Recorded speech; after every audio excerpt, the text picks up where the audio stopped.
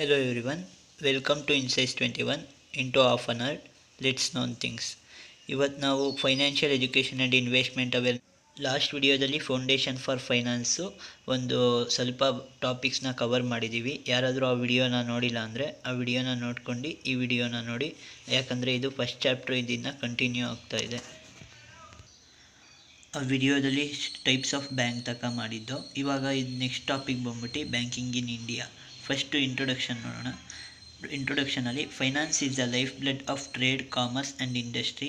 ನೌವೇಡೇಸ್ banking sector acts as a backbone of modern business. ಅಂದರೆ finance ಅನ್ನೋದು ಅದೊಂಥರ ನಮ್ಮ ಬಾಡಿಗೆ ಎಷ್ಟು ಬ್ಲಡ್ ಇಂಪಾರ್ಟೆಂಟೋ ಹಂಗೆ ಫೈನಾನ್ಸ್ ಅನ್ನೋದು ಟ್ರೇಡ್ಗಾಗಿರ್ಬೋದು ಅಥವಾ ಬಿಸ್ನೆಸ್ಗಾಗಿರ್ಬೋದು ಅಥವಾ ಇಂಡಸ್ಟ್ರೀಸ್ಗಾಗಿರ್ಬೋದು ಅಷ್ಟು ಇಂಪಾರ್ಟೆಂಟ್ ಆಗಿರುತ್ತೆ. ನಮಗೆ ಬ್ಲಡ್ ಇಲ್ದಂಗೆ ಹೆಂಗೆ ಇರೋಕ್ಕಾಗಲ್ವೋ ಅದೇ ರೀತಿ ಟ್ರೇಡಲ್ಲಿ, ಕಾಮರ್ಸಲ್ಲಿ, ಇಂಡಸ್ಟ್ರೀಲಿ ಫೈನಾನ್ಸ್ ಇಲ್ದಲೇ ಇರೋಕ್ಕಾಗಲ್ಲ.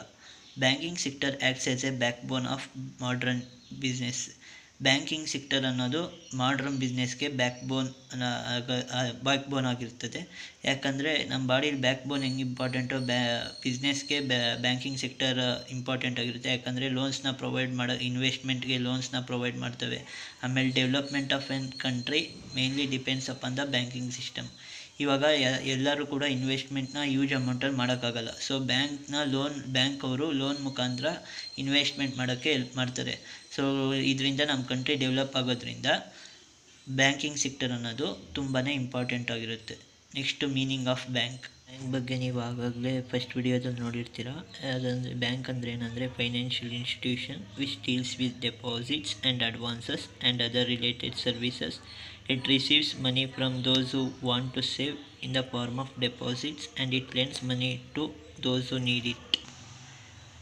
ಬ್ಯಾಂಕ್ ಅಂತ ಅಂದರೆ ಒಂದು ಫೈನಾನ್ಷಿಯಲ್ ಇನ್ಸ್ಟಿಟ್ಯೂಷನ್ನು ನಮ್ಮ ಹತ್ರ ಡೆಪಾಸಿಟ್ಸ್ನ ರಿಸೀವ್ ಮಾಡಿಬಿಟ್ಟು ಅದನ್ನು ಬೇರೆಯವರಿಗೆ ಲೋನ್ ಮುಖಾಂತರ ಕೊಡುತ್ತೆ. ಅದನ್ನು ಬ್ಯಾಂಕ್ ಅಂತಾರೆ. Next definition of bank. According to Oxford dictionary defines a bank as an establishment for custody of money which it pays out on customer order. ಅಂದರೆ ಆಕ್ಸ್ಫರ್ಡ್ ಡಿಕ್ಷನರಿ ಪ್ರಕಾರ ಬ್ಯಾಂಕ್ ಅಂತ ಅಂದರೆ money custody of an money ಅಂದರೆ money ಕೂಡಿಟ್ಕೊಳೋ ಒಂದು ವಿಧಾನ, ಮತ್ತು ಅದು customers order ಮೇಲೆ ರೀಪೇ ಮಾಡುತ್ತೆ ಅಂತ ಆಕ್ಸ್ಫರ್ಡ್ ಡಿಕ್ಷನರಿ ಅವರು ಡಿಫೈನ್ ಮಾಡಿದ್ದಾರೆ. Next meaning of banking. Banking is the business activity of a bank, simply any activity carried out by bank for business purposes is called banking. Banking ಅಂದರೆ ಒಂದು business activity. ಅದು banking ಅನ್ನೋದು business activity ಯಾಕಂದರೆ ಅದು ಲೋನ್ನ provide ಮಾಡೋದ್ರಿಂದ ಅದು ಇಂಟ್ರೆಸ್ಟ್ನ collect ಮಾಡ್ತಾರೆ, ಅಥವಾ ನಾವೇ ಏನಾದರೂ ಸೇವ್ ಮಾಡೋದ್ರಿಂದ ಅದಕ್ಕೆ ಬ್ಯಾಂಕಿಂಗ್ ಚಾರ್ಜಸ್ ಅಂದರೆ ಚೆಕ್ನ ಇಶ್ಯೂ ಮಾಡೋದಕ್ಕೆ ಅಥವಾ ಟ್ರಾನ್ಸಾಕ್ಷನ್ ಚಾರ್ಜಸ್ ಅಂತ ಇಷ್ಟು ಅಮೌಂಟ್ ಅಂತ ಚಾರ್ಜ್ ಮಾಡ್ತಾರೆ.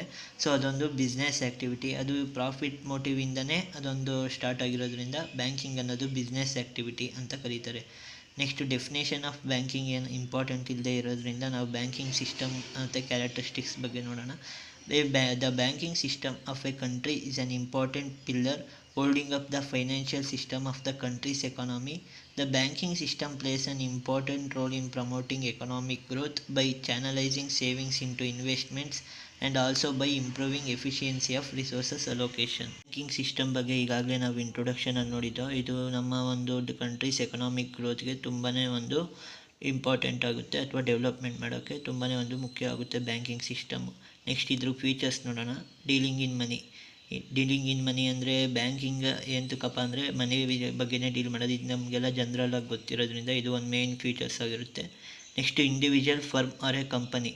A bank may be a person, firm or a company. A banking company means a company which is in the business of banking. A bank ಅನ್ನೋದು ಒಂದು ಇಂಡಿವಿಜುವಲ್ ಆದರೂ ಆಗಿರ್ಬೋದು, ಅಥವಾ ಫರ್ಮ್ ಆದರೂ ಆಗಿರ್ಬೋದು, ಕಂಪನಿ ಆದರೂ ಆಗಿರ್ಬೋದು. ಇದನ್ನು ಬ್ಯಾಂಕಿಂಗ್ ಅಂತಾರೆ. ಅದೊಂದು ಬಿಸ್ನೆಸ್ ಆಫ್ ಬ್ಯಾಂಕಿಂಗ್ನ ಕ್ಯಾರಿ ಡೌನ್ ಮಾಡ್ತಿರ್ಬೇಕಷ್ಟೆ. Next acceptance of deposit. ಬ್ಯಾಂಕ್ದು ಮೇಯ್ನ್ ಇದೆ, ಅದು ನಮ್ಮ ಹತ್ರ ಇರೋ ಡೆಪಾಸಿಟ್ಸ್ನ ಅಕ್ಸೆಪ್ಟ್ ಮಾಡಿಬಿಟ್ಟು ಅದನ್ನು ಬೇರೆಯವರಿಗೆ ಲೋನ್ ಮುಖಾಂತರ ಕೊಡೋದು, ಅದನ್ನು ಅಕ್ಸೆಪ್ಟೆನ್ಸ್ ಆಫ್ ಡೆಪಾಸಿಟ್ ಅಂತಾರೆ. ಇದು ಒಂದು ಮೇನ್ ಫೀಚರ್ಸ್ ಆಗಿರುತ್ತೆ. Giving and advances. ಇದಾಗಲೇ ನಾವು ಮೀನಿಂಗಲ್ಲಿ ನೋಡಿದ್ರಿಂದ ಬ್ಯಾಂಕು ಎಕ್ಸ್ಟ್ರಾ ಮನಿನ ಸೇವಿಂಗ್ಸ್ ಮುಖಾಂತರ ಅಕ್ಸೆಪ್ಟ್ ಮಾಡಿಬಿಟ್ಟು ಬೇರೆಯವ್ರಿಗೆ ಇನ್ವೆಸ್ಟ್ಮೆಂಟ್ ಮಾಡೋಕ್ಕೆ ಅಥವಾ ಎಷ್ಟೊಂದು ಸ್ಕೀಮ್ಗಳ ಮೇಲೆ ಅವರಿಗೆ ಲೋನ್ನ ಪ್ರೊವೈಡ್ ಮಾಡ್ತಾರೆ. Payment and withdrawal. Bank provides easy payment and withdrawal facility to its customers in the form of checks and drafts. ಬ್ಯಾಂಕಿಂಗ್ದು ಮೇಯ್ನ್ ಫೀಚರ್ಸ್ ಬಂದ್ಬಿಟ್ಟು ಪೇಮೆಂಟ್ ಆ್ಯಂಡ್ ವಿಡ್ರಾಲ್. ನಮ್ಮ ಹತ್ರ ಪೇಮೆಂಟ್ನ ನಾವು ಪೇ ಮಾಡ್ಬೋದು, ಮತ್ತು ವಿಡ್ರಾಲ್ಲು ಚೆಕ್ ಮುಖಾಂತರ ಆಗಿರ್ಬೋದು ಅಥವಾ ಯಾವುದಾದ್ರೂ ಒಂದು ಬ್ಯಾಂಕಿಂಗ್ ಮುಖಾಂತರ ಆಗಿರ್ಬೋದು ವಿಡ್ರಾನು ಮಾಡ್ಕೋಬೋದು. ಇದು ಇಂಪಾರ್ಟೆಂಟ್ ಫೀಚರ್ಸ್ ಆಗುತ್ತೆ, ಯಾಕಂದರೆ ಬ್ಯಾಂಕ್ ಮೇಜರಾಗಿ ವರ್ಕ್ ಆಗೋದೇ ಇದ್ರ ಮೇಲೆ, payment and withdrawal. Agency and utility services. A bank provides various banking facilities to its customers. They include general utility services and agency services. Bank ಕೆಲವೊಂದು ಸರ್ವೀಸಸ್ನ ಕೂಡ ಪ್ರೊವೈಡ್ ಮಾಡ್ತಾರೆ ಇಟ್ಸ್ ಕಸ್ಟಮರ್ಸ್ಗೆ. ಅದು ಜನರಲ್ ಯುಟಿಲಿಟಿ ಸರ್ವಿಸಸ್ ಆಗಿಂದ ಏಜೆನ್ಸಿ ಸರ್ವಿಸಸ್ ಅಂದರೆ health insurance company ಜೊತೆ tie up ಆಗಿ ಹೆಲ್ತ್ ಇನ್ಶೂರೆನ್ಸ್ನ ಕಟ್ಟಿಸ್ಕೊಳೋದಾಗಿರ್ಬೋದು ಅಥವಾ ಲೈಫ್ ಇನ್ಶೂರೆನ್ಸ್ನ ಕಟ್ಟಿಸ್ಕೊಳೋದಾಗಿರ್ಬೋದು, ಆ ಥರ. Profit and service orientation. A bank is a profit seeking institution having service oriented approach. ಆಗಲೇ ನಾವು ಮೀನಿಂಗಲ್ಲಿ ನೋಡಿರೋದ್ರಿಂದ ಬ್ಯಾಂಕ್ದು ಪ್ರಾಫಿಟ್ನ ಅರ್ನ್ ಮಾಡ್ತಾರೆ, ಯಾಕಂದರೆ ನಮ್ಮ ಹತ್ರ ಸಸ್ಟೈನ್ ಚಾರ್ಜಸ್ನ ಚಾರ್ಜ್ ಮಾಡ್ತಾರೆ, ಅಥವಾ ಲೋನ್ ಏನಾದರೂ ತೊಗೊಂಡಿದ್ದೆ ಇಂಟ್ರೆಸ್ಟ್ನ ಚಾರ್ಜ್ ಮಾಡ್ತಾರೆ. ಸೊ ಇದು ಪ್ರಾಫಿಟ್ ಮತ್ತು ಸರ್ವಿಸ್ ಓರಿಯೆಂಟೆಡ್. ಸರ್ವಿಸ್ ಅಂದರೆ ನಮ್ಮ ಹತ್ರ ಫೈನಾನ್ಸ್ನ ಸೆಕ್ಯೂರ್ ಮಾಡಿ ಇಂಟ್ರೆಸ್ಟ್ ನಮಗೂ ಕೊಡ್ತಾರೆ, ಮತ್ತು ಎಷ್ಟೊಂದು ಸರ್ವೀಸಸ್ನ ಪ್ರೊವೈಡ್ ಮಾಡೋದ್ರಿಂದ ಬ್ಯಾಂಕಿಂಗ್ ಅನ್ನೋದು profit and service orientation. Ever increasing function. Banking is an evolutionary concept. There is a continuous expansion and diversification as regards the functions, services and activities of bank. Banking ಅನ್ನೋದು ಒಂದು activity ಆಗಿರೋದ್ರಿಂದ ಇದು expand ಆಯ್ತಾ ಇರ್ತೈತೆ. First ನಾವು ನೋಡಿರ್ಬೋದು, first internet banking ಇರಲಿಲ್ಲ, NEFT RTGS ಯಾರಿಗೂ ಅಷ್ಟೊಂದು ಗೊತ್ತಿರಲಿಲ್ಲ. ಆದರೆ ಇವಾಗ ನೋಡಿದ್ರೆ ಎಲ್ರಿಗೂ ನೆಫ್ಟು RTGS ಗೊತ್ತಿರುತ್ತೆ, ಮತ್ತು ಎಲ್ಲರೂ ಇಂಟರ್ನೆಟ್ ಬ್ಯಾಂಕಿಂಗು, ಎಲೆಕ್ಟ್ರಾನಿಕ್ ಬ್ಯಾಂಕಿಂಗ್ ಎಲ್ಲ ಯೂಸ್ ಮಾಡ್ತಾ ಇರ್ತಾರೆ. ಸೊ ಇದು ever increasing functions banking system ಅನ್ನೋದು. ನೆಕ್ಸ್ಟ್ ಪಾಯಿಂಟ್ ಬಂದ್ಬಿಟ್ಟು connecting link. A bank act as a connecting link between a borrowers and lenders of money. Banks collect money from those who have surplus money and give to the same to those who are need of money. Bank ಅನ್ನೋದು linking connecting activity ಅನ್ನೋದು ಥರ ಒಂದು ಫಂಕ್ಷನ್ನ ನಿಭಾಯಿಸ್ತವೆ. ಯಾಕಂದರೆ extra ಮನಿನ savings ಮುಖಾಂತರ receive ಮಾಡಿಬಿಟ್ಟು ಬಾರೋವರ್ಸ್ಗೆ ಮನಿ lend ಮಾಡ್ತವೆ ಬಾರೋವರ್ಸ್ಗೆ. ಸೊ ಇದರಿಂದ ಬಾರೋವರ್ಸ್ ಮತ್ತು ಲೆಂಡರ್ಸ್ ಮಧ್ಯೆ ಲಿಂಕ್ ಆಗುತ್ತೆ bank. Banking business. Bank's main activity should be to be the business of banking, which should not be subsidiary to any other business. Banks main activity ಬಂದ್ಬಿಟ್ಟು business carry ಮಾಡಿ ಸರ್ವಿಸ್ನ provide ಮಾಡಿ ಇಂಟ್ರೆಸ್ಟ್ನ ಅಥವಾ certain ಚಾರ್ಜಸ್ನ earn ಮಾಡೋದ್ರಿಂದ banking ಅನ್ನೋದು ಒಂದು business activity. Name identity. Bank should always add the word bank to its name to enable people to know it is a bank that is dealing with money. Banks ಯಾವುದೇ ರೀತಿಯಾದ bank ಆದ್ರೂ ಅದರ ಒಂದು word ಮುಂದೆ bank ಅಂತ ಹೆಸರು ಸೇರಿಸಿರ್ತಾರೆ, ಯಾಕಂದರೆ ಅದು ಪೀಪಲ್ಗೆ ಗೊತ್ತಿರಬೇಕು. For example IDFC bank, IDFC ಅಂತಲೇ ಬರೀ IDFC ಅಂತ ಇದ್ದರೆ ಅದು ಬ್ಯಾಂಕ್ ಅಂತ ಯಾರಿಗೂ ಕಾಮನ್ ಪೀಪಲ್ಗೆ ಗೊತ್ತಾಗೋದಿಲ್ಲ. ಸೊ ಅದಕ್ಕೇ IDFC ಬ್ಯಾಂಕ್ ಅಂತ ಇರೋದ್ರಿಂದ ಇದೊಂದು ಬ್ಯಾಂಕ್ ಅಂತ ಎಲ್ರಿಗೂ ತಿಳಿಯುತ್ತೆ. Internet services. Banking. Another feature of a bank is that modern banks are also providing internet services. Banks are providing online services through their apps where we can pay bills, buy food and go shopping without having cash with us. Banking ಅನ್ನೋದು ಈ ನಡುವೆ ಜಾಸ್ತಿ internet service ಕೂಡ provide ಮಾಡ್ತಿದ್ದಾರೆ, ಯಾಕಂದರೆ ಇವಾಗ ಯಾರು ಜಾಸ್ತಿ ಕ್ಯಾಶ್ನ ಯೂಸ್ ಮಾಡ್ಕೊಳೋಕ್ಕೆ ಇಷ್ಟಪಡಲ್ಲ, ಯಾಕಂದರೆ ಕ್ಯಾಶ್ನ ಕ್ಯಾರಿ ಮಾಡೋದ್ರಿಂದ ರಿಸ್ಕ್ ಜಾಸ್ತಿ ಆಗಿರುತ್ತೆ. ಸೊ ಅದಕ್ಕೆ ಇಂಟರ್ನೆಟ್ ಸರ್ವಿಸಸ್ ಕೂಡ ಪ್ರೊವೈಡ್ ಮಾಡ್ತವೆ ಬ್ಯಾಂಕ್ಸು. ಇದರಿಂದ ಶಾಪಿಂಗು ಅಥವಾ ಏನಾದರೂ ಪರ್ಚೇಸ್ ಮಾಡಬೇಕಂದ್ರೆ ಇಂಟರ್ನೆಟ್ ಸರ್ವಿಸ್ ಮುಖಾಂತರ ಪರ್ಚೇಸ್ ಮಾಡ್ಬೋದು. ಅದರಿಂದ ಇಂಟರ್ನೆಟ್ ಸರ್ವಿಸಸ್ ಕೂಡ ಬ್ಯಾಂಕಿಂಗ್ ಪ್ರೊವೈಡ್ ಮಾಡ್ತಾರೆ. ಸೊ ಇದಿಷ್ಟು ಫೀಚರ್ಸ್ ಆಗಿತ್ತು. ನೆಕ್ಸ್ಟ್ ಟಾಪಿಕ್ ಬಂದ್ಬಿಟ್ಟು ಟೈಪ್ಸ್ ಆಫ್ ಬ್ಯಾಂಕ್ ಡೆಪಾಸಿಟ್. ನಾವು ಯಾವ್ಯಾವ ರೀತಿ ಡೆಪಾಸಿಟ್ ಮಾಡ್ಬೋದು ಬ್ಯಾಂಕಲ್ಲಿ ಅನ್ನೋದ್ರ ಬಗ್ಗೆ ತಿಳ್ಕೊಳ್ಳೋಣ. ಅದರಲ್ಲಿ ಫಸ್ಟ್ ಡೆಪಾಸಿಟ್ ಬಂದ್ಬಿಟ್ಟು current deposit account R running account. It is an account which is generally opened by business people for their convenience. ಈ ಒಂದು ಅಕೌಂಟ್ನ ಬಿಸ್ನೆಸ್ ಪೀಪಲ್ ಓಪನ್ ಮಾಡಿರ್ತಾರೆ, ಯಾಕಂದರೆ ಅವ್ರಿಗೆ ಕನ್ವೀನಿಯೆಂಟ್ ಆಗಲಿ ಅಂತ, ಯಾಕಂದರೆ ಅವ್ರು ಜಾಸ್ತಿ ಟ್ರಾನ್ಸಾಕ್ಷನ್ ಮಾಡೋದ್ರಿಂದ ಅವ್ರಿಗೆ ಕನ್ವೀನಿಯೆಂಟ್ ಆಗಲಿ ಅಂತ ಕರೆಂಟ್ ಡೆಪಾಸಿಟ್ ಅಕೌಂಟ್ನ ಓಪನ್ ಮಾಡಿರ್ತಾರೆ. Money can be drawn by means of cheque. No interest is paid by the banker for this account. ಇದರಲ್ಲಿ ಮನಿನ ಚೆಕ್ ಮುಖಾಂತರ ವಿತ್ಡ್ರಾ ಮಾಡ್ಬೋದು, ಯಾವುದೇ ರೀತಿಯಾದಂಥ ಇಂಟ್ರೆಸ್ಟ್ನ ಕೊಡೋದಿಲ್ಲ ಬ್ಯಾಂಕ್ ಅವರು ಈ ಒಂದು ಕರೆಂಟ್ ಡೆಪಾಸಿಟ್ ಅಕೌಂಟ್ಗೆ.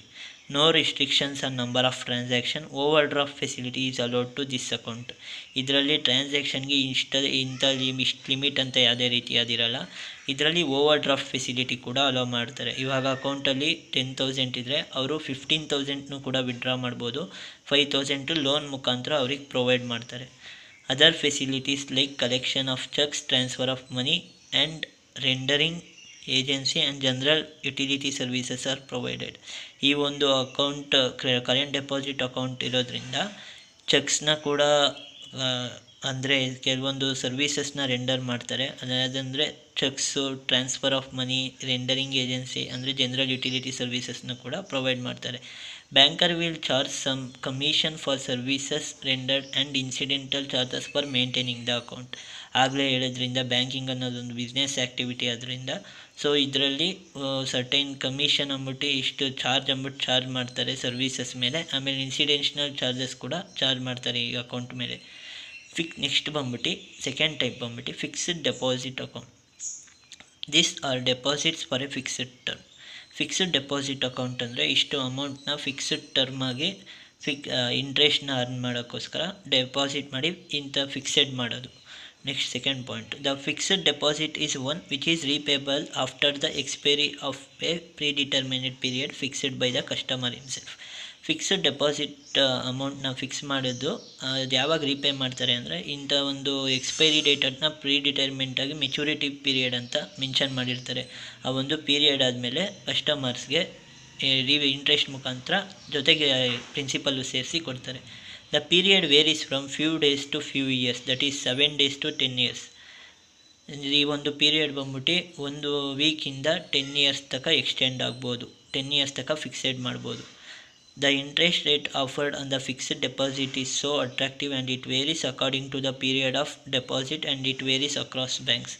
ಫಿಕ್ಸ್ಡ್ ಡೆಪಾಸಿಟ್ ಅಕೌಂಟ್ ಇಂಟ್ರೆಸ್ಟ್ ಬಂದ್ಬಿಟ್ಟು ಇವಾಗ ಎಷ್ಟು ಟೈಮ್ ಪೀರಿಯಡ್ಗೆ ಫಿಕ್ಸೆಡ್ ಮಾಡಿರ್ತೀವೋ ಅದ್ರ ಮೇಲೆ ಇಂಟ್ರೆಸ್ಟ್ ಕೊಡ್ತಾರೆ. ಆಮೇಲೆ ಇದು ಒಂದು ಬ್ಯಾಂಕಿಂದ ಇಂಟ್ರೆಸ್ಟ್ ರೇಟು ಒಂದು ಬ್ಯಾಂಕಿಂದ ಇನ್ನೊಂದು ಬ್ಯಾಂಕಿಗೆ ಚೇಂಜಸ್ ಇರುತ್ತೆ. Senior citizens are provided with 0.5% higher returns as compared to regular customers. ಇವಾಗ ಸೀನಿಯರ್ ಸಿಟಿಸನ್ಸ್ಗೆ 0.5% ಎಕ್ಸ್ಟ್ರಾ ಇಂಟ್ರೆಸ್ಟ್ನ ಪ್ರೊವೈಡ್ ಮಾಡ್ತಾರೆ ಮಾಮೂಲಿ ರೆಗ್ಯುಲರ್ ಸಿಟಿಸನ್ಸ್ಗಿಂತ. ಯಾಕಂದರೆ ಅವರು ಯಾವುದೇ ರೀತಿಯಾದ ಎಂಪ್ಲಾಯ್ಮೆಂಟ್ಗೆ ಹೋಗೋಕ್ಕಾಗ್ತಿರೋದಿಲ್ವಲ್ಲ, ಅದಕ್ಕೋಸ್ಕರ ಈ ಬೆನಿಫಿಟ್ನ ತಂದಿದ್ದಾರೆ ಫಿಕ್ಸ್ಡ್ ಡೆಪಾಸಿಟ್ ಅಕೌಂಟಲ್ಲಿ. Partial and premature withdrawals may be permitted with penalties. ಅಂದರೆ ಇವಾಗ ಏನಾದರೂ ನಾವು ಮುಂಚೆನೇ ವಿಡ್ರಾ ಮಾಡಿದ್ರೆ ಮೆಚುರಿಟಿ ಪೀರಿಯಡ್ಗಿಂತ ಇಷ್ಟು ಪೆನಾಲ್ಟಿ ಅಥವಾ ಇಷ್ಟು ಇಂಟ್ರೆಸ್ಟ್ ರೇಟ್ನ ಕಡಿಮೆ ಮಾಡ್ತಾರೆ. Customers can place their fixed deposit as security to get a loan in return. Customers fixed deposit ಅಮೌಂಟ್ನ ಲೋನ್ಗೆ ಕೊಲ್ಯಾಟ್ರಲ್ ಸೆಕ್ಯೂರಿಟಿಯಾಗಿ ಪ್ರೊವೈಡ್ ಮಾಡಿ ಲೋನ್ನ ಪಡಿಬೋದು. Next third types of bank deposits ಬಂದ್ಬಿಟ್ಟು savings deposit. This deposit is primarily for small scale savers. ಈ ಒಂದು account ಏನಕ್ಕೆ ಅಂದರೆ ಸಣ್ಣ ಸೇವಿಂಗ್ಸ್ ಸೇವ್ ಮಾಡೋದಕ್ಕೆ ಈ ಒಂದು ಸೇವಿಂಗ್ ಡೆಪಾಸಿಟ್ ಅಕೌಂಟ್ನ ಓಪನ್ ಮಾಡ್ಕೋಬೋದು. This account can be open with a minimum amount which difference from bank to bank. ಈ ಒಂದು ಬ್ಯಾಂಕ್ ಅಕೌಂಟ್ನ ಮಿನಿಮಮ್ ಅಮೌಂಟಿಂದನೇ ಓಪನ್ ಮಾಡ್ಕೋಬೋದು. ಇದು ಒಂದೊಂದು ಬ್ಯಾಂಕಲ್ಲಿ ಒಂದೊಂದು ಥರ ಇರುತ್ತೆ. There is an restriction on number of transaction and withdrawals. ಇದರಲ್ಲಿ ಇಷ್ಟು ದಿನಕ್ಕೆ ಇಷ್ಟೇ ಟ್ರಾನ್ಸಾಕ್ಷನ್ ಮಾಡಬೇಕು ಅಂತ ಲಿಮಿಟ್ ಇರುತ್ತೆ ಈ ಒಂದು ಸೇವಿಂಗ್ಸ್ ಡೆಪಾಸಿಟ್ ಅಕೌಂಟಲ್ಲಿ. Heavy withdrawals are permitted only against a prior notice. ಇಷ್ಟು ಅಮೌಂಟ್ ಮೇಲೆ ವಿಡ್ರಾ ಮಾಡಬಾರ್ದು ಅಂತ ಮೊದಲೇ ಇನ್ಫಾರ್ಮ್ ಮಾಡಿರ್ತಾರೆ. ಆ ಒಂದು ವಿಡ್ರಾ ಮಾಡಿದ್ರೂ ಮೊದಲೇ ನೋಟಿಸ್ನ ಕೊಡಬೇಕಾಗಿರುತ್ತೆ ಬ್ಯಾಂಕಿಗೆ ವಿಡ್ರಾ ಮಾಡೋಕ್ಕೂ ಮುಂಚೆ. For example maximum limit 2 lakhs ಇದ್ದರೆ 1 day ಬಿಫೋರೇ ಅವರು ನೋಟಿಸ್ನ ಕೊಡಬೇಕಾಗಿರುತ್ತೆ, ನಮಗೆ 2 lakhsನ ವಿಡ್ರಾ ಮಾಡ್ತಿದ್ದೀವಿ ನಾಳೆ ಅಂತ. Next money can be withdrawn by means of cheque, withdrawal slips, forms and ATMs. ಈ ಒಂದು ಅಕೌಂಟಲ್ಲಿ ಮನಿನ ನಾವು ಚೆಕ್ ಮುಖಾಂತರನೂ ವಿಡ್ರಾ ಮಾಡ್ಬೋದು, ವಿಡ್ರಾಲ್ ಸ್ಲಿಪ್ಸ್ ಮುಖಾಂತರನೂ ವಿಡ್ರಾ ಮಾಡಿರ್ಬೋದು, ಮತ್ತು ATM ಮುಖಾಂತರನೂ ವಿಡ್ರಾ ಮಾಡ್ಬೋದು. ವಿಡ್ರಾಲ್ ಸ್ಲಿಪ್ಸ್ ಅಂದರೆ ಇವಾಗ ಬ್ಯಾಂಕ್ಗಳಲ್ಲಿ ಅಲ್ಲಿ ಸ್ಲಿಪ್ ಸಿಕ್ಕಿರ್ತಾರೆ ವಿಡ್ರಾ ಮಾಡೋಕ್ಕೆ, ಅದನ್ನು ಪಡ್ಕೊಂಡು ಅದನ್ನು ಫಿಲ್ ಮಾಡಿ ಅಲ್ಲಿ ಕ್ಯಾಶಿಯರ್ ಕೌಂಟ್ರ್ ಹತ್ರ ಕೊಟ್ಟರೆ ಅದರ ಮುಖಾಂತರನೂ ವಿಡ್ರಾ ಮಾಡ್ಬೋದು. The minimum balance is more for the cheque facilities. Cheque ಫೆಸಿಲಿಟಿಗೆ ಮಿನಿಮಮ್ ಇಷ್ಟು ಬ್ಯಾಲೆನ್ಸ್ನ ಅಕೌಂಟಲ್ಲಿ ಇರಲೇಬೇಕಿರುತ್ತೆ. ಅದು ತುಂಬ ಇಂಪಾರ್ಟೆಂಟ್ ಆಗುತ್ತೆ. ಚೆಕ್ಕಲ್ಲಿ ಏನಾದರೂ ವಿಡ್ರಾ ಮಾಡ್ಕೊಳಕ್ಕಾಗಿರ್ಬೋದು ಅಥವಾ ಚೆಕ್ನ ಫೆಸಿಲಿಟಿ ಪಡೆಯೋಕ್ಕಾಗಿರ್ಬೋದು. Next savings bank account carries an interest. ಇದಕ್ಕೂ ಇಂಟ್ರೆಸ್ಟ್ನ ಕೊಡ್ತಾರೆ. Overdraft facility is not available in the SB account. ಇದರಲ್ಲಿ ಕರೆಂಟ್ ಡೆಪಾಸಿಟ್ ಅಕೌಂಟ್ ಇದರಲ್ಲಿ ಓವರ್ ಡ್ರಾಫ್ಟ್ ಫೆಸಿಲಿಟಿ ಆಗಿ, ಇದರಲ್ಲಿ ಸೇವಿಂಗ್ಸ್ ಬ್ಯಾಂಕಲ್ಲಿ ಓವರ್ ಡ್ರಾಫ್ಟ್ ಫೆಸಿಲಿಟಿ ಇರೋದಿಲ್ಲ. Banker demands a letter of introduction for opening this account. ಈ ಒಂದು ಅಕೌಂಟ್ನ ಓಪನ್ ಮಾಡೋಕ್ಕೆ ಬ್ಯಾಂಕರ್ಗೆ ಅಕೌಂಟ್ ಓಪನ್ ಮಾಡೋಕ್ಕೆ ಲೆಟ್ರನ್ನ ಪ್ರೊವೈಡ್ ಮಾಡಬೇಕಾಗಿರುತ್ತೆ. ನೆಕ್ಸ್ಟ್ ಫಿಫ್ತ್ ಟೈಪ್ ಬಂದ್ಬಿಟ್ಟು recurring deposit account. Recurring deposit account it is an form of saving deposit. ಇದು ಕೂಡ ಒಂದು ಸೇವಿಂಗ್ಸ್ ಡೆಪಾಸಿಟ್ಸ್ ಥರನೇ ಆಗಿರುತ್ತೆ. Depositor saves and deposit regularly every month a fixed instalment. ಇದರಲ್ಲಿ ಏನಪ್ಪ ಅಂದರೆ ಇಷ್ಟು ಒಂದು 500 ರುಪೀಸ್ ಫಿಕ್ಸ್ಡ್ ಅಮೌಂಟ್ನ every month, for example 500 rupees ಅಂತ ಅಂದ್ಕೊಳ್ಳೋಣ. ಎವ್ರಿ ಮಂತ್ ಆ ಒಂದು ಅಮೌಂಟ್ನ ಇಷ್ಟು ಇನ್ಸ್ಟಾಲ್ಮೆಂಟ್ ಅಂತ ಫಿಕ್ಸ್ ಮಾಡ್ಕೊಂಡಿರ್ತಾರೆ. ಫಸ್ಟೇ ಅಷ್ಟು ಇನ್ಸ್ಟಾಲ್ಮೆಂಟ್ ಡೆಪಾಸಿಟ್ ಮಾಡ್ತಿರ್ಬೇಕಾಗುತ್ತೆ. Any person can open this account. He can even have more than one account at a bank. This account can be opened in joint names also. ಈ ಒಂದು ಅಕೌಂಟ್ನ ಯಾರು ಬೇಕಾದ್ರೂ ಓಪನ್ ಮಾಡ್ಬೋದು. ಇದು 2 ಅಥವಾ 3 ಎಷ್ಟು ಬೇಕಾದರೂ ಅಕೌಂಟ್ನ, ಒಂದಕ್ಕಿಂತ ಜಾಸ್ತಿ ಅಕೌಂಟ್ನ ಕೂಡ ಓಪನ್ ಮಾಡ್ಕೋಬೋದು. ಈ ಅಕೌಂಟ್ನ ಇವಾಗ ಪಾರ್ಟ್ನರ್ಶಿಪ್ಪೆಲ್ಲ ಇದ್ದರೆ ಜಾಯಿಂಟ್ ನೇಮ್ಸಲ್ಲೂ ಕೂಡ ಓಪನ್ ಮಾಡ್ಕೋಬೋದು. It may be open for monthly instalment. ಆಗಲೇ ಹೇಳಿದಾಗೆ ಮಂತ್ಲಿ ಇನ್ಸ್ಟಾಲ್ಮೆಂಟಲ್ಲಿ ಕೂಡ ಓಪನ್ ಮಾಡ್ಕೋಬೋದು. The number of monthly instalment may vary from 12 months to 72 months. ಇವಾಗ ಏನಾದರೂ ಮಂತ್ಲಿ ಇನ್ಸ್ಟಾಲ್ಮೆಂಟ್ ಆದರೆ ಅದು 12 ಮಂತಿಂದ 72 ಮಂತ್ಸ್, ಅಂದರೆ 1 ಇಯರಿಂದ 6 ಇಯರ್ಸ್ ತನಕ ಈ ಫಿಕ್ಸ್ಡ್ ರೆಕರಿಂಗ್ ಡೆಪಾಸಿಟ್ನ ಓಪನ್ ಮಾಡ್ಕೋಬೋದು. The total amount is repayable after the last instalment is paid. For example 2 ಇಯರ್ಸ್ಗೆ ಏನಾದರೂ ಹಾಕೊಂಡ್ರೆ 2 ಇಯರ್ಸ್ ಕಂಪ್ಲೀಟ್ಲಿ ರೆಕರಿಂಗ್ ಡೆಪಾಸಿಟ್ ಮಾಡಾದಮೇಲೆ ಸ್ವಲ್ಪ ಇಷ್ಟು ಸರ್ಟೈನ್ ಅಮೌಂಟ್ ಇಂಟ್ರೆಸ್ಟ್ ಜೊತೆಗೆ ಆವಾಗ ಲಾಸ್ಟ್ ಇನ್ಸ್ಟಾಲ್ಮೆಂಟ್ ಪೇ ಮಾಡಾದಮೇಲೆ ಅಷ್ಟು ಅಮೌಂಟ್ನ ಅವರು ಬ್ಯಾಕ್ ಆಗಿ ರಿಸೀವ್ ಮಾಡ್ಕೋಬೋದು. The rate of interest is similar to the rate offered on fixed deposit. ಇದಕ್ಕೆ ಮತ್ತು ಫಿಕ್ಸ್ಡ್ ಡೆಪಾಸಿಟ್ಗೆ ಇಂಟ್ರೆಸ್ಟ್ ರೇಟು ಸೇಮ್ ಇರುತ್ತೆ. The recurring deposit holder can get a loan on the security of this account. ಇದರಲ್ಲೂ ಕೂಡ collateral ಆಗಿ use ಮಾಡ್ಕೊತ loan ಕೂಡ ಪಡ್ಕೋಬೋದು. Next non resident Indians account, NRI account ಅಂತಲೂ ಕೂಗ್ತಾರೆ. Non resident Indian is an Indian citizen or a person of Indian origin residing outside India. A resident in a citizen who stays in India for at last 182 days in a financial year. NRIs can maintain bank accounts in India in the form of rupee or foreign currency accounts. NRI ಅಂತ ನಾವು ಯಾರನ್ನು ಕೂಗ್ತೀವಿ ಅಂದರೆ ಯಾರು ಇಂಡಿಯಾದಲ್ಲಿ 182 ಡೇಸ್ಗಿಂತ ಕಡಿಮೆ ಇದ್ದು ಅವರು ಇಂಡಿಯಾದಲ್ಲಿ ಅಕೌಂಟ್ ಏನಾದರೂ ಓಪನ್ ಮಾಡಿದರೆ ಅದನ್ನು NRI ಅಕೌಂಟ್ ಅಂತ ಕರಿತೀವಿ. ಇಂಡಿಯಾದಲ್ಲಿ 182 ಡೇಸ್ಗಿಂತ ಕಡಿಮೆ ಇದ್ರೂ ಕೂಡ ಅವರು ಅಕೌಂಟ್ನ ಓಪನ್ ಮಾಡ್ಬೋದು. ಅದು ಫಾರಿನ್ ಕರೆನ್ಸಿಲಾದರೂ ಓಪನ್ ಮಾಡ್ಬೋದು ಅಥವಾ ಇಂಡಿಯನ್ ಕರೆನ್ಸಿಲಾದರೂ ಓಪನ್ ಮಾಡ್ಬೋದು. Demat account meaning. Demat account is also known as dematerialized account. The primary use of Demat account is to hold shares and securities in an electronic format. Demat ಅಕೌಂಟ್ನ ಡಿಮೆಟೀರಿಯಲೈಸ್ಡ್ account ಅಂತಲೂ ಕೂಗ್ತಾರೆ. ಇದ್ರದ್ದು main purpose ಏನಂದರೆ ಶೇರ್ಸ್ನ ಮತ್ತು securities physical ಬದಲು electronic ಫಾರ್ಮೆಟ್ನಲ್ಲಿ purchase ಮಾಡಿ hold ಮಾಡಿಕೊಳ್ಳೋದೇ ಪರ್ಪಸೇ demat account. It helps you in online trading like buying and selling of shares or converting physical shares into electronic forms. ಈ ಡಿಮ್ಯಾಟ್ ಅಕೌಂಟ್ ನಮಗೆ ಏನು ಯೂಸ್ ಅಂದರೆ ನಾವು ಆನ್ಲೈನಲ್ಲಿ ಶೇರ್ಸ್ನ ಮತ್ತು ಫಿಸಿಕಲ್ ಶೇರ್ಸ್ ಬದಲು ಆನ್ಲೈನಲ್ಲೇ ಶೇರ್ಸ್ನ ಬೈ ಮಾಡಿ ಸೇಲ್ ಮಾಡ್ಬೋದು. ಆಮೇಲೆ ಇದನ್ನು ಬೇಕಾದ್ರೆ ಆನ್ಲೈನಲ್ಲಿ ಪರ್ಚೇಸ್ ಮಾಡಿರೋ ಶೇರ್ಸ್ನ ಫಿಸಿಕಲಾಗಿ ಕನ್ವರ್ಟ್ ಮಾಡ್ಕೋಬೋದು. ಫಿಸಿಕಲ್ ಶೇರ್ಸ್ನ ಎಲೆಕ್ಟ್ರಾನಿಕ್ ಫಾರ್ಮಾಗಿ ಕನ್ವರ್ಟ್ ಮಾಡ್ಕೋಬೋದು. All the shares, mutual funds, bonds, government securities and other investment are saved in dematerialised account. ಇವಾಗ ಯಾರು ಫಿಸಿಕಲ್ ಶೇರ್ಸ್ನ ಹೋಲ್ಡ್ ಮಾಡೋ ಬದಲು ಎಲ್ಲ ಡಿಮ್ಯಾಟೀರಿಯಲೈಸ್ಡ್ ಅಕೌಂಟಲ್ಲಿ ಎಲೆಕ್ಟ್ರಾನಿಕ್ ಫಾರ್ಮಲ್ಲಿರೋ ಅಂಥ ಶೇರ್ಸ್ನ ಪರ್ಚೇಸ್ ಮಾಡಿ ಇನ್ವೆಸ್ಟ್ ಮಾಡಿರ್ತಾರೆ.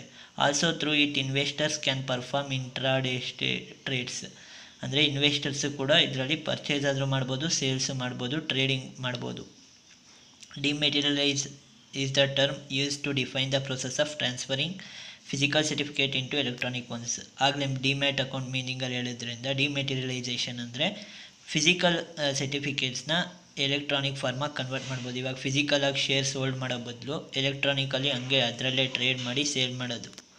The main motto of dematerialization is to avoid holding physical shares and help you with seamless tracking and monitoring. It helps you to convert physical shares into electronic form.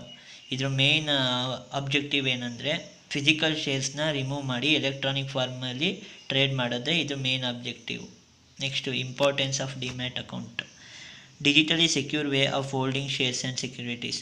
ಇವಾಗ ನಾವೇನಾದರೂ ಫಿಸಿಕಲಾಗಿ ಶೇರ್ಸ್ನೇನಾದರೂ purchase ಮಾಡಿ ಇಟ್ಕೊಳೋದ್ರಿಂದ ಅದು ನಾವು last ಕೂಡ ಆಗಿರ್ಬೋದು ಅಥವಾ ಅದೇನಾದರೂ ಅರ್ಧೋಗ್ಬೋದು. ಅದ್ರ ಬದಲು ಡಿಜಿಟಲ್ ಆಗಿರೋದ್ರಿಂದ ನಮ್ಮ ಒಂದು ಶೇರ್ಸು ಸೆಕ್ಯೂರ್ಡ್ ಆಗಿರುತ್ತೆ. Eliminates theft, forgery, loss and damage to the physical certificates. ಆಗಲೇ ಹೇಳಿದ್ರಿಂದ ಫಿಸಿಕಲಾಗಿ ಯಾವುದೇ ರೀತಿಯ ತೊಂದರೆ ಆಗಲ್ಲ ಶೇರ್ಸ್ಗೆ, ಯಾಕಂದರೆ ಇದು ಎಲೆಕ್ಟ್ರಾನಿಕ್ ಫಾರ್ಮಲ್ಲಿ ಇರೋದ್ರಿಂದ ಯಾವುದೇ ರೀತಿ ಕಳ್ತನ ಆಗಲಿ ಅಥವಾ ಏನಾದರೂ ಮೋಸ ಆಗಲಿ ಡ್ಯಾಮೇಜ್ ಆಗಲಿ ಆಗಲ್ಲ. Quick transfer of shares.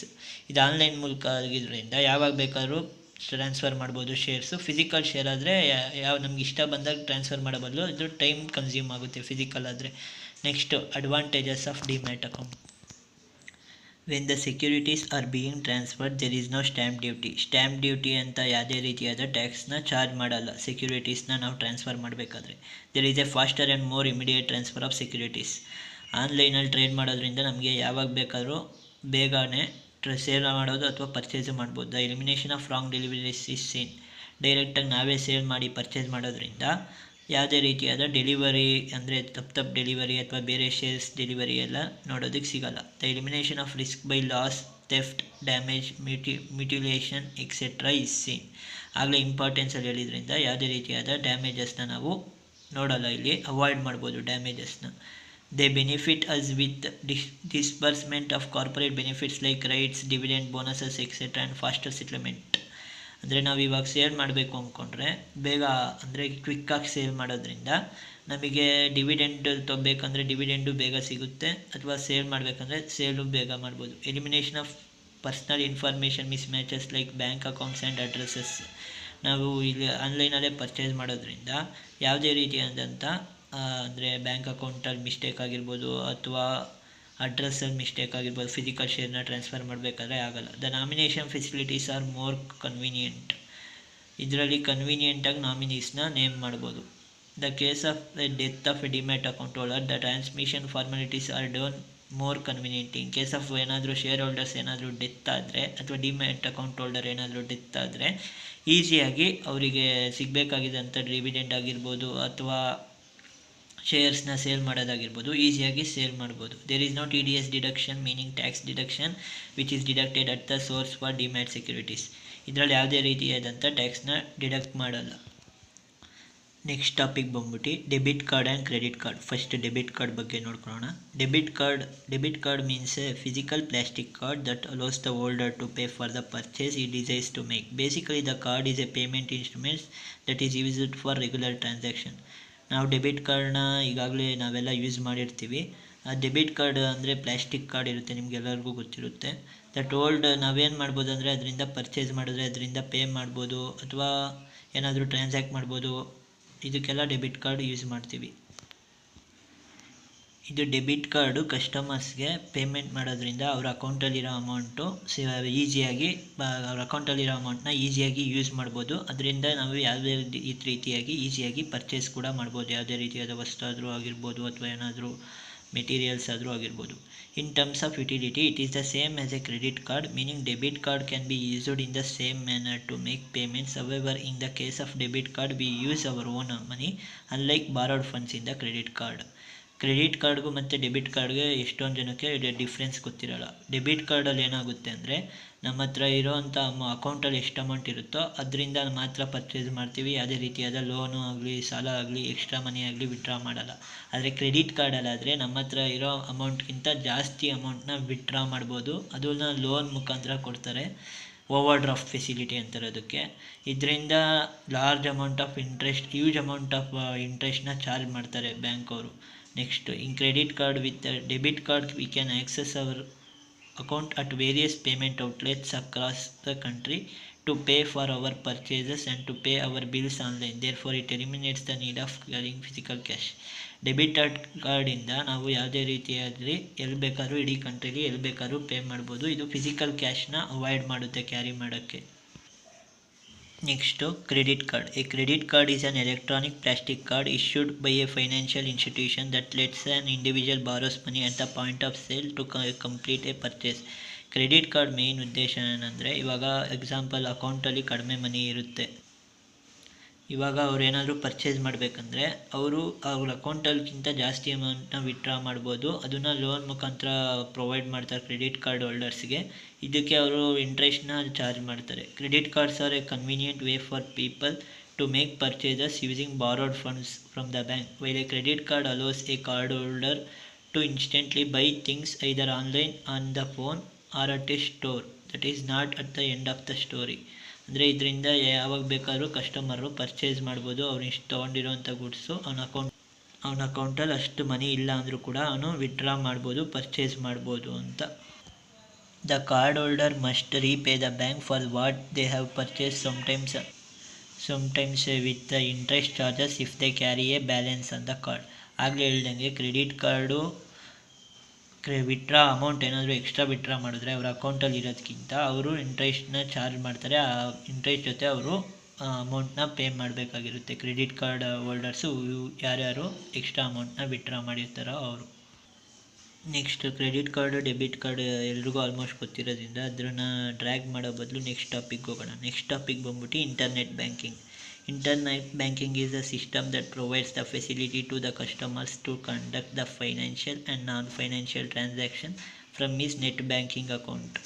Internet banking ಅನ್ನೋದು ಒಂದು ಸಿಸ್ಟಮ್ಮು. ಅದು ಕಸ್ಟಮರ್ಸ್ಗೆ ಫೈನಾನ್ಷಿಯಲ್ ಟ್ರಾನ್ಸಾಕ್ಷನ್ನ ಅಥವಾ ನಾನ್ ಫೈನಾನ್ಷಿಯಲ್ ಟ್ರಾನ್ಸಾಕ್ಷನ್ ಅಂದರೆ ವಿತ್ಡ್ರಾ ಮಾಡೋಕ್ಕೆ ಅಥವಾ ಏನಾದರೂ ಒಂದು ಸರ್ವಿಸ್ನ ತೊಗೊಳಕ್ಕೆ ಇಂಟರ್ನೆಟ್ ಬ್ಯಾಂಕಿಂಗು ಹೆಲ್ಪ್ ಮಾಡುತ್ತೆ. ಅವ್ರ ಬ್ಯಾಂಕ್ ಅಕೌಂಟ್ ಡೀಟೇಲ್ಸ್ ಕೂಡ ಇದರಿಂದ ತೆಕ್ಕೋಬೋದು. The user can transfer funds from his account to other accounts of the same bank or different bank using a website or on online application. The customer uses a resources and a medium of to conduct financial transaction.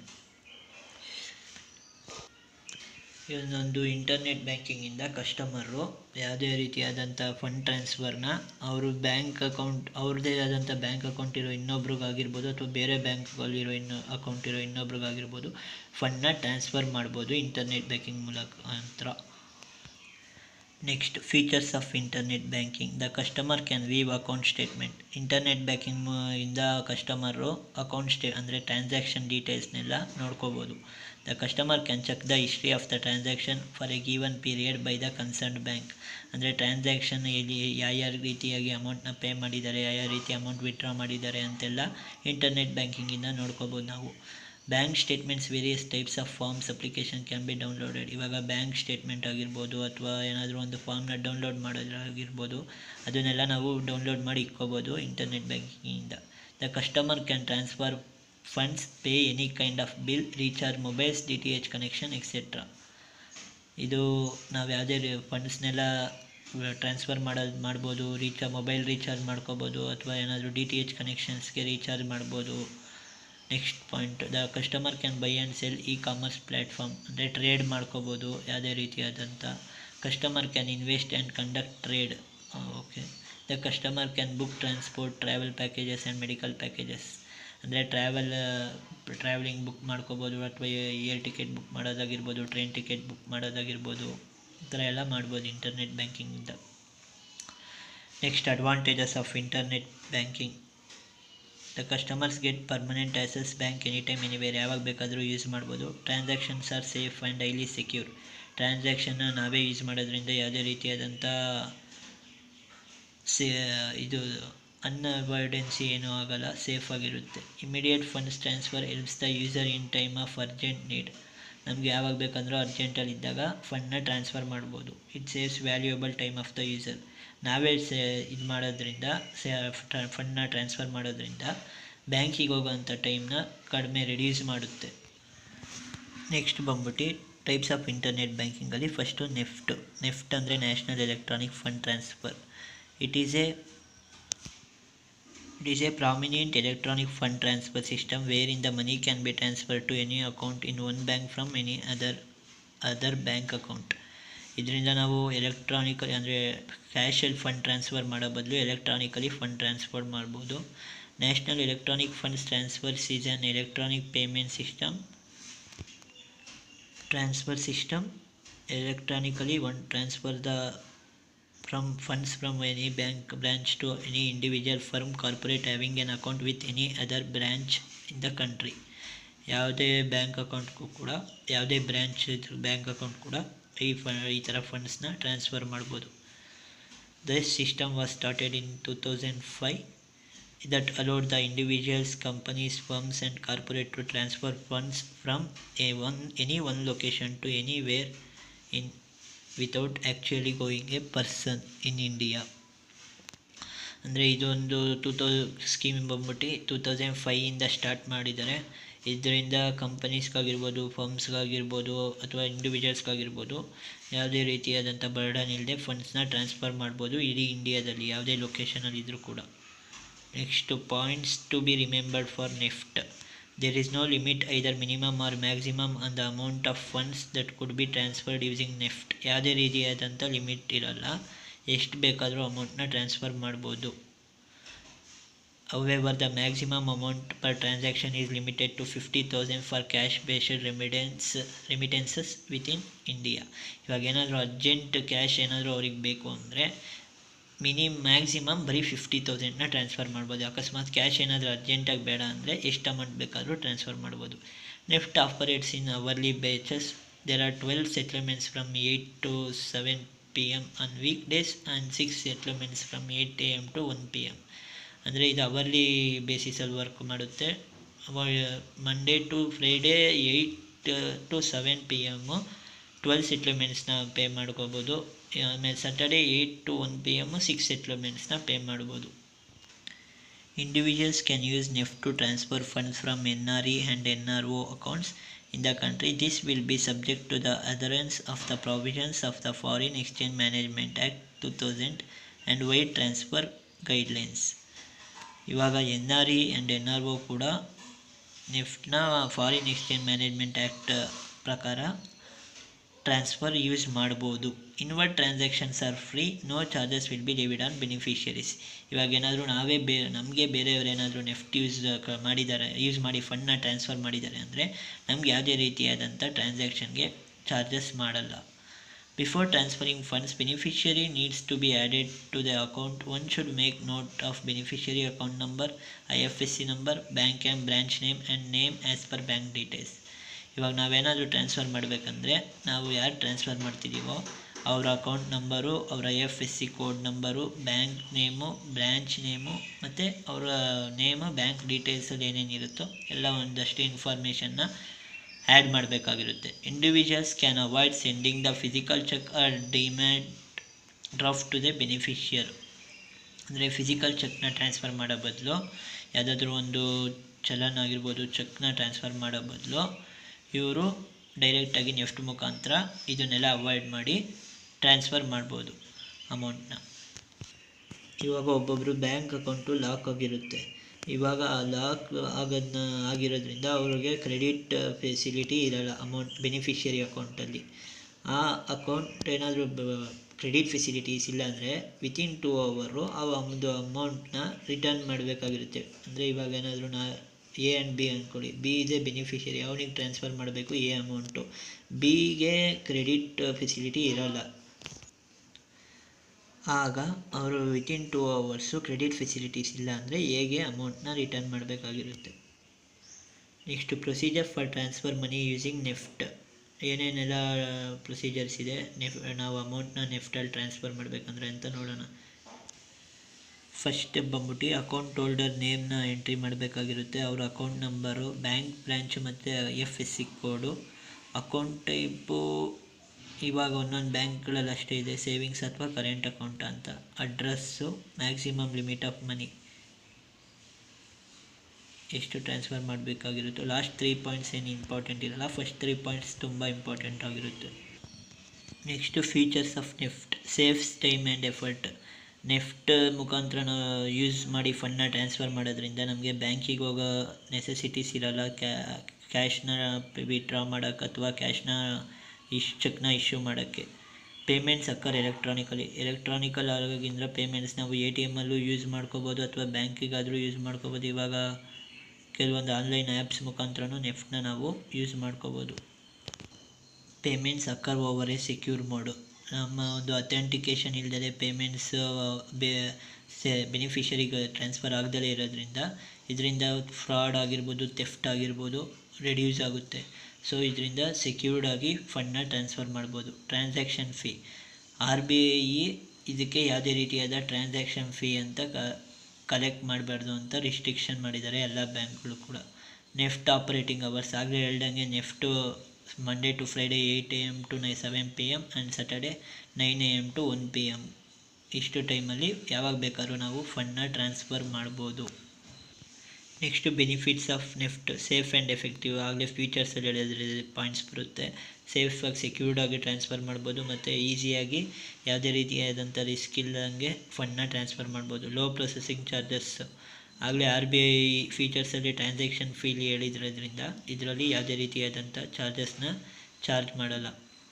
Highly dependable, ಇದರಿಂದ ನಾವು ಇಲ್ಲಿ depend ಆಗ್ಬೋದು, ಯಾಕಂದರೆ ಇದರಿಂದ ಯಾವುದೇ ರೀತಿಯಾದಂಥ charges ಇರೋಲ್ಲ. ಮತ್ತು ಸೇಫ್ ಮೋಡು ಕೂಡ. ರ್ಯಾಪಿಡ್ ಸೆಟ್ಲ್ಮೆಂಟ್, ಅಂದರೆ ಕ್ವಿಕ್ಕಾಗಿ ಫಂಡನ್ನ ಟ್ರಾನ್ಸ್ಫರ್ ಮಾಡ್ಬೋದು. ಯಾವುದೇ ರೀತಿಯಾದಂಥ ಅಂದರೆ 2-3 days ಆಗೋ ಬದಲು ವಿತಿನ್ ಫ್ಯೂ ಮಿನಿಟ್ಸ್ ಅಥವಾ ಅವರ್ಸಲ್ಲೇ ನಾವು ಫಂಡನ್ನ ಟ್ರಾನ್ಸ್ಫರ್ ಮಾಡ್ಬೋದು ಒಂದು ಅಕೌಂಟಿಂದ ಇನ್ನೊಂದು ಅಕೌಂಟ್ಗೆ. ಇದರಲ್ಲಿ 1-2 ಪಾಯಿಂಟ್ ಡಿಸ್ಅಡ್ವಾಂಟೇಜಸ್ ಇದೆ, ಅದೇನು ಅಂತ ನೋಡೋಣ. ನೆಕ್ಸ್ಟು ಹೈಲಿ ಟೆಕ್ನಿಕಲ್ ಅಂದರೆ ಇವಾಗ ವಿಲೇಜ್ ಪೀಪಲ್ಸ್ ಯಾರೂ ಟೆಕ್ನಿಕಲಿ ಇಕ್ವಿಪ್ಡ್ ಆಗಿರಲ್ಲ ಎಲ್ಲರೂ ಕೂಡ. ಸೊ ಇದಕ್ಕೆ ಕೆಲವೊಂದು ನಾಲೆಜ್ ಬೇಕಾಗಿರುತ್ತೆ, ಕಂಪ್ಯೂಟರ್ ಅಥವಾ ಇಂಟರ್ನೆಟಲ್ಲಿ ಆಪ್ರೇಟ್ ಮಾಡಬೇಕಂದ್ರೆ ನೆಫ್ಟ್ನ. So it's highly technical, all the people cannot afford the NEFT. The risk involved with online payments, ಇವಾಗ ಹ್ಯಾಕಿಂಗ್ ಅನ್ನೋದು ತುಂಬ ಜಾಸ್ತಿ ನಡೀತಾ ಇರೋದ್ರಿಂದ ಇದರಿಂದ ಸ್ವಲ್ಪ ರಿಸ್ಕು ಕೂಡ ಇರುತ್ತೆ. Next RTGS, real time gross settlement. ಇದು 2004 ಇಂಟ್ರೊಡ್ಯೂಸ್ ಮಾಡ್ತಾರೆ. Next, real time gross settlement is an online fund transfer mechanism provided by the RBI. RTGS facilitates the fund transfer from one bank account to other on the real-time basis without any waiting time. Further, gross settlement emphasizes that the transaction is settled on one-to-one basis. ಅಂದರೆ ಇದು RBI ಮೆಕಾನಿಸಮಲ್ಲಿ ಫಂಡ್ನ transfer ಮಾಡ್ತಾರೆ ಇನ್ನೊಂದು bank ಅಕೌಂಟಿಂದ ಇನ್ನೊಂದು bank ಅಕೌಂಟ್ಗೆ. ಇದು ಒಬ್ಬರಿಂದ ಇನ್ನೊಬ್ರಿಗೆ ಅಕೌಂಟಿಗೆ ಮಾತ್ರ ಟ್ರಾನ್ಸ್ಫರ್ ಮಾಡುತ್ತೆ. ಆಮೇಲೆ ಮಿನಿಮಮು 2 lakh ಮಾತ್ರ ಟ್ರಾನ್ಸ್ಫರ್ ಮಾಡ್ಬೋದು, ಅಪ್ಪರ್ ಲಿಮಿಟ್ ಯಾವುದೂ ಇಲ್ಲ. ಮಿನಿಮಮ್ 2 lakhನ ಟ್ರಾನ್ಸ್ಫರ್ ಮಾಡ್ಬೋದು RTGS ಇಂದ. ಆಮೇಲೆ ಮೇನ್ ಇಂಪಾರ್ಟೆಂಟ್ ಪಾಯಿಂಟ್ ಅಂದರೆ ಇವಾಗ ಬೆನಿಫಿಷಿಯರು ಮತ್ತು ಸೆಂಡರ್ಗೂ ಇಬ್ಬರು ಕೂಡ RTGSನ ಆ್ಯಕ್ಸಸ್ ಮಾಡೋಕ್ಕೆ ಎನೇಬಲ್ ಆಗಿರಬೇಕಾಗಿರುತ್ತೆ. ಬ್ಯಾಂಕಲ್ಲಿ ಒಂದೊಂದು ಬ್ಯಾಂಕಲ್ಲಿ RTGS ಫೆಸಿಲಿಟೀಸ್ ಇರೋಲ್ಲ, ಸೊ 2 ಬ್ಯಾಂಕು ಕೂಡ RTGS ಫೆಸಿಲಿಟೀಸ್ ಅವೈಲೇಬಲ್ ಇರಬೇಕಾಗಿರುತ್ತೆ. Next, advantages of RTGS. Real time payment settlement ಅಂದರೆ ಟ್ರಾನ್ಸಾಕ್ಷನ್ನ ಈಸಿಯಾಗಿ ಸೆಟಲ್ ಆಗುತ್ತೆ ಅಂತ. No credit risk, there is no credit and settlement risk involved in a system for receiving participant. ಯಾವುದೇ ರೀತಿಯಾದಂಥ credit risk ಇರೋದಿಲ್ಲ. Predictability of cash flows, ಕಸ್ಟಮರ್ಸ್ಗೆ ಗೊತ್ತಿರುತ್ತೆ ಯಾವಾಗ ಕ್ರೆಡಿಟ್ ಆಗುತ್ತೆ ಯಾವಾಗ ಡಿಡಕ್ಟ್ ಆಗುತ್ತೆ ಅಂತ. ಬೆನಿಫಿಟ್ಸ್ ಟು ಎಕಾನಮಿ, ಫಾಸ್ಟಾಗಿ ಟ್ರಾನ್ಸಾಕ್ಷನ್ ಆಗೋದ್ರಿಂದ ಎಕಾನಮಿಗೆ ಬೆನಿಫಿಟ್ ಆಗುತ್ತೆ, ಅಂದರೆ ಸೊಸೈಟಿಗೆ ಹೆಲ್ಪ್ ಆಗುತ್ತೆ. ನೆಕ್ಸ್ಟ್ ಟಾಪಿಕ್ ಬಂದ್ಬಿಟ್ಟು ಇಮಿಡಿಯೇಟ್ ಪೇಮೆಂಟ್ ಸರ್ವಿಸ್, IMPS. ಇದ್ರ ಫುಲ್ ಫಾರ್ಮ್ ಬಂದ್ಬಿಟ್ಟು ಇಮಿಡಿಯೇಟ್ ಪೇಮೆಂಟ್ ಸರ್ವಿಸ್ ಅಂತ. ಇದು ಇಂಟ್ರೊಡ್ಯೂಸ್ ಆಗಿರೋದು 2010 ಯಾರಿಂದ ಅಂದರೆ Indian government and is facilitated by the national payment corporation of India. National payment corporation of India ಆದವರು ಗೌರ್ನಮೆಂಟ್ಗೆ ಫೆಸಿಲಿಟೇಟ್ ಮಾಡಿ 2010 IMPSನ ತರ್ತಾರೆ. ಇದರಿಂದ ಏನು ಯೂಸ್ ಅಂದರೆ ಆಧಾರ್ ನಂಬರು ಮತ್ತು ಮೊಬೈಲ್ ನಂಬರು ಬ್ಯಾಂಕ್ ಅಕೌಂಟಿಗೆ ಲಿಂಕ್ ಮಾಡಿದರೆ ಈಸಿಯಾಗಿ ಪೇಮೆಂಟ್ನ ಪೇ ಮಾಡ್ಬೋದು ಅಥವಾ ಫಂಡ್ನ ಟ್ರಾನ್ಸ್ಫರ್ ಮಾಡ್ಬೋದು ಒಂದು ಅಕೌಂಟಿಂದ ಇನ್ನೊಂದು ಅಕೌಂಟ್ಗೆ. Next, objective of IMPS to enable bank customers to use mobile instrument as a channel for accessing their bank accounts and remit funds. ಇದ್ರ ಮೇನ್ ಆಬ್ಜೆಕ್ಟಿವ್ ಬಂದ್ಬಿಟ್ಟು ಮೊಬೈಲ್ ಇನ್ಸ್ಟ್ರೂಮೆಂಟಿಂದ ಅವರ ಒಂದು ಬ್ಯಾಂಕ್ ಅಕೌಂಟ್ ಬಗ್ಗೆ ಆ್ಯಕ್ಸೆಸ್ ಮಾಡಿ, ಅಂದರೆ ಬ್ಯಾಂಕ್ ಅಕೌಂಟ್ ಟ್ರಾನ್ಸಾಕ್ಷನ್ ಬಗ್ಗೆ ತಿಳ್ಕೊಂಡು ಮತ್ತು ಅದರಿಂದ ಫಂಡ್ನ ಟ್ರಾನ್ಸ್ಫರ್ ಮಾಡೋದಕ್ಕೋಸ್ಕರ IMPS ಅನ್ನೋದನ್ನ ತಂದಿದ್ದಾರೆ. Making payment simpler just with the mobile number of the beneficiary, ಅಂದರೆ ಪೇಮೆಂಟ್ನ ಈಸಿಯಾಗಿ ಮತ್ತು ಸಿಂಪ್ಲೆಸ್ಟ್ ವೇಗ್ ಮಾಡೋಕ್ಕೋಸ್ಕರ IMPSನ ಮೇನ್ ಉದ್ದೇಶ ಆಗಿದೆ. To subserve the goal of Reserve Bank of India in electronification of retail payments. Digital ಮತ್ತು ಎಲೆಕ್ಟ್ರಾನಿಫಿಕೇಷನ್ನ ಪೇಮೆಂಟ್ ಇಂಟ್ರೊಡ್ಯೂಸ್ ಮಾಡೋಕ್ಕೋಸ್ಕರ IMPSನ ಒಂದು ಇನ್ನೊಂದು ಆಬ್ಜೆಕ್ಟಿವ್ ಆಗಿದೆ. To facilitate mobile payment systems already introduced in India with the Reserve Bank of India Mobile Payment Guidelines 2008 to be interoperable across banks and mobile operators in safe and secured manner. IMPS use ಮಾಡೋದ್ರಿಂದ safe ಮತ್ತು secured ಆಗಿರುತ್ತೆ. ಆಮೇಲೆ ಇದಕ್ಕೆ ಅಂತ ಒಂದು Reserve Bank of India ಕೆಲವೊಂದು guidelines ಕೂಡ ತಂದಿದ್ದಾರೆ 2008ರಲ್ಲಿ. To build the foundation for a full range of mobile based banking services. ಅಂದರೆ ಇದು ಒಂದು ಬೇಸಾಗಿ ಇಟ್ಕೊಂಡು ಇನ್ನು ಎಷ್ಟೊಂದು ಬ್ಯಾಂಕಿಂಗ್ ಸರ್ವಿಸಸ್ನ ಪ್ರೊವೈಡ್ ಮಾಡಿದ್ದಾರೆ. ನೆಕ್ಸ್ಟ್ ಬೆನಿಫಿಟ್ಸ್ ಆಫ್ IMPS ಮಾಡೋದ್ರಿಂದ ಏನೇನೆಲ್ಲ ಯೂಸ್ ಆಗುತ್ತೆ ಅಂತ ನೋಡೋಣ. The fund transfer can be done using MMID, Aadhaar number and mobile number. ಈಸಿಯಾಗಿ ಫಂಡ್ನ ಟ್ರಾನ್ಸ್ಫರ್ ಮಾಡ್ಬೋದು ಆಧಾರ್ ನಂಬರು, MMID ಮತ್ತು ಮೊಬೈಲ್ ನಂಬರ್ ಇದ್ದರೆ. IMPS serves you with the debit and credit information by SMS immediately.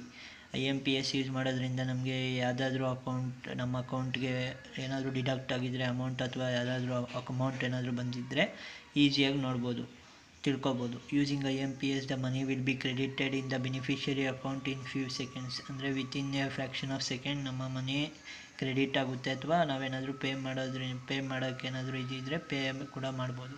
IMPS is safe, secured and cost effective. ಇದು safe ಮತ್ತು secured ಆಗಿರುತ್ತೆ ಮತ್ತು cost ಅಂದರೆ ಎಲ್ಲರೂ ಕೂಡ ಈಸಿಯಾಗಿ ಅಫೋರ್ಡ್ ಮಾಡ್ಬೋದು. It has no minimum amount limit on transaction of funds. ಯಾವುದೇ ರೀತಿಯಾದಂಥ ಮಿನಿಮಮ್ ಅಮೌಂಟ್ ಇರೋಲ್ಲ. IMPS is available for 24 hours in a day and even on holidays. ಇವಾಗ ಬ್ಯಾಂಕಲ್ಲಿ ಹೋಗಿ ಫಂಡ್ ಟ್ರಾನ್ಸ್ಫರ್ ಮಾಡಿದ್ರೆ ಕೆಲವೊಂದು ದಿವಸ ಹಾಲಿಡೇ ಇರುತ್ತೆ, ಆದರೆ IMPS ಅಲ್ಲಿ ಆದರೆ ಯಾವುದೇ ರೀತಿಯಾದಂಥ ಹಾಲಿಡೇ ಇರೋಲ್ಲ. 24 hours ಯಾವಾಗ ಬೇಕಾದ್ರೂ ನಾವು ಯೂಸ್ ಮಾಡ್ಕೋಬೋದು. The customer can make intra bank as well as inter bank payments. ಇವಾಗ ಕಸ್ಟಮರು ಒಂದು ಬ್ಯಾಂಕಿಂದ ಇನ್ನೊಂದು ಬ್ಯಾಂಕಿಂಗ್ ಕೂಡ ಟ್ರಾನ್ಸ್ಫರ್ ಮಾಡ್ಬೋದು, ಅಥವಾ ಅದೇ ಬ್ಯಾಂಕಲ್ಲಿರೋ ಇನ್ನೊಬ್ಬ ಅಕೌಂಟ್ ಹೋಲ್ಡರ್ಗೂ ಕೂಡ ಟ್ರಾನ್ಸ್ಫರ್ ಮಾಡ್ಬೋದು.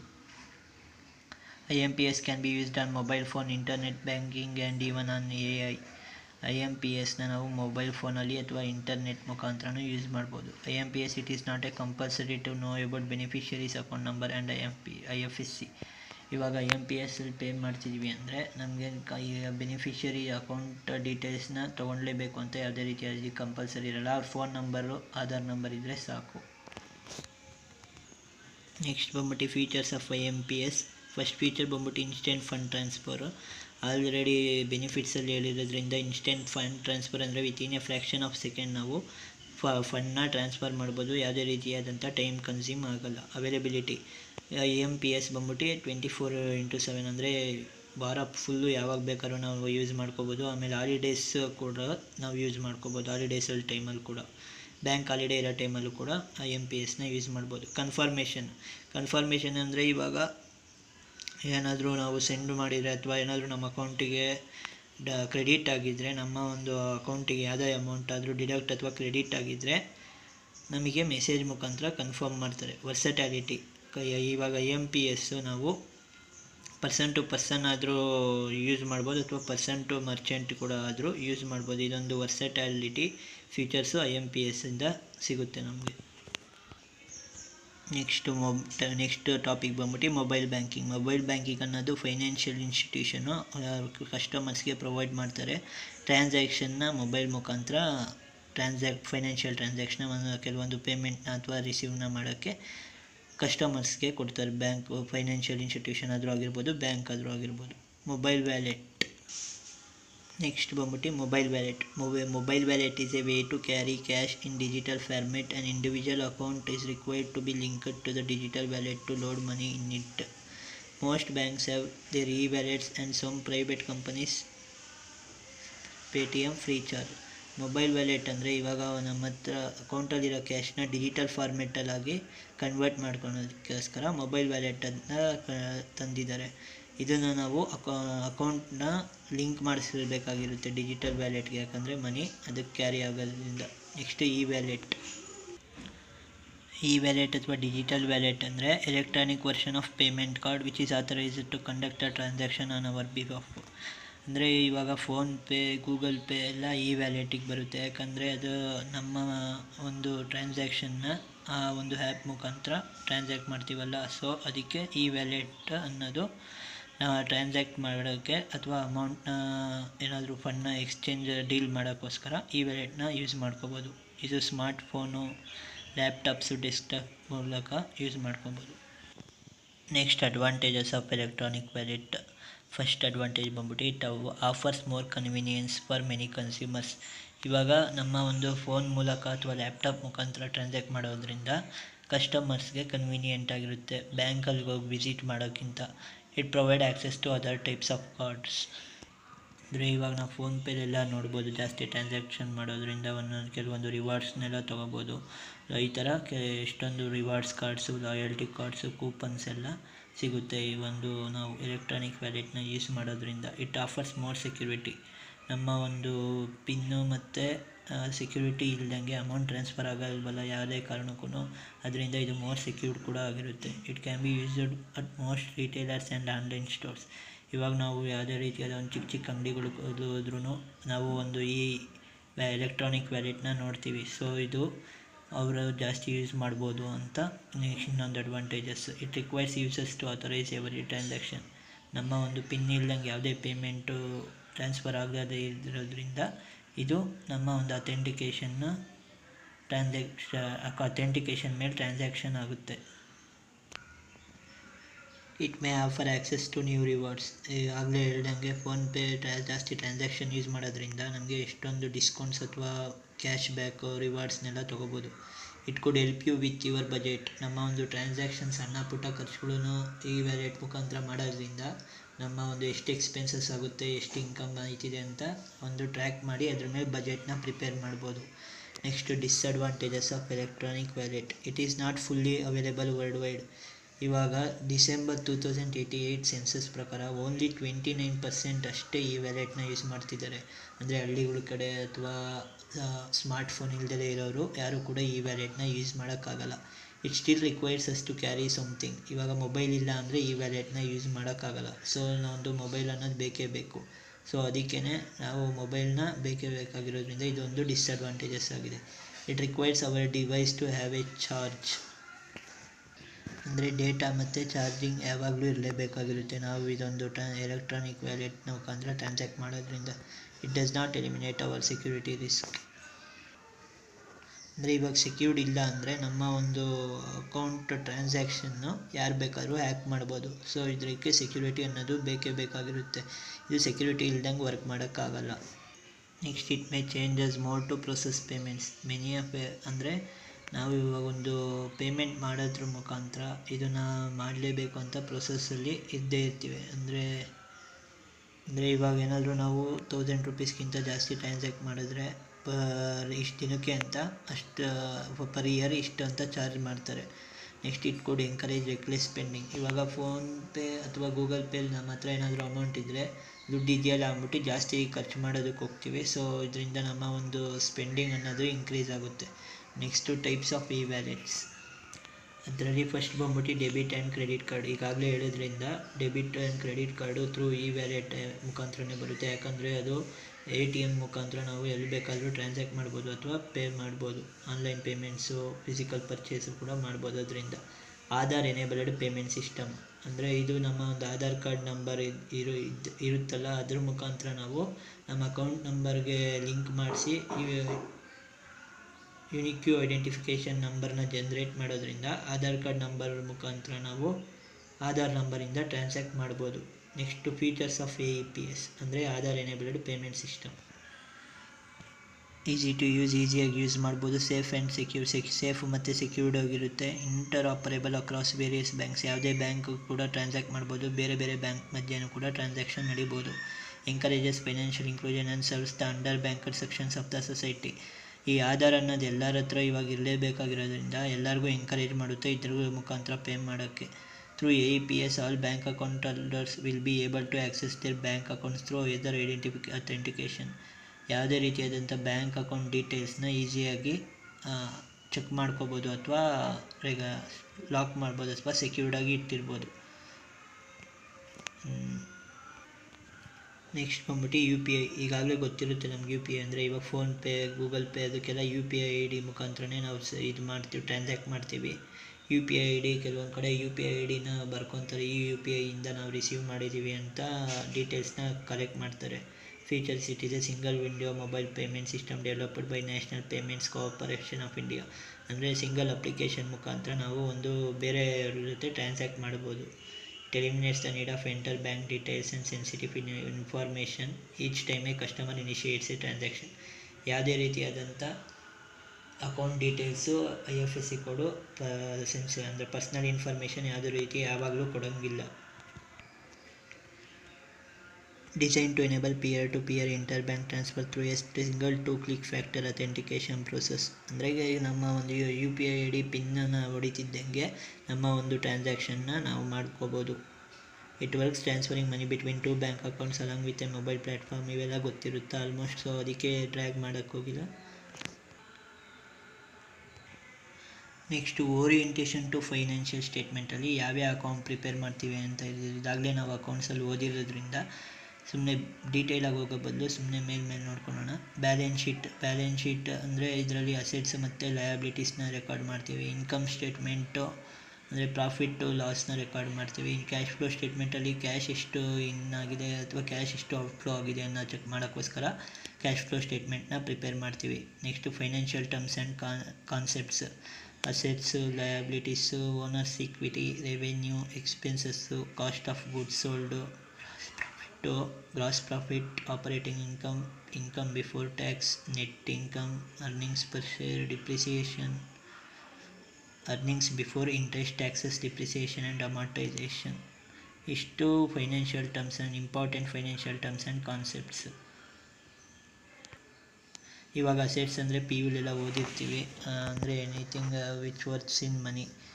ಲಯಬಿಲಿಟೀಸ್ ಅಂದರೆ ನಾವು ಕಂಪ್ನಿಯ ಅಥವಾ ಏನಾದರೂ ಒಂದು ಆರ್ಗನೈಜೇಷನ್ನು ಎಷ್ಟು ಸಾಲ ಮಾಡಿದೆ ಅಥವಾ ಕಂಪನಿಯ ಒಂದು ರೆಸ್ಪಾನ್ಸಿಬಿಲಿಟಿ ಆಗಿರುತ್ತೆ ಅದನ್ನು ಇದು ಮಾಡೋಕ್ಕೋಸ್ಕರ ಅದನ್ನು ಲಯಬಿಲಿಟಿ ಅಂತೀವಿ.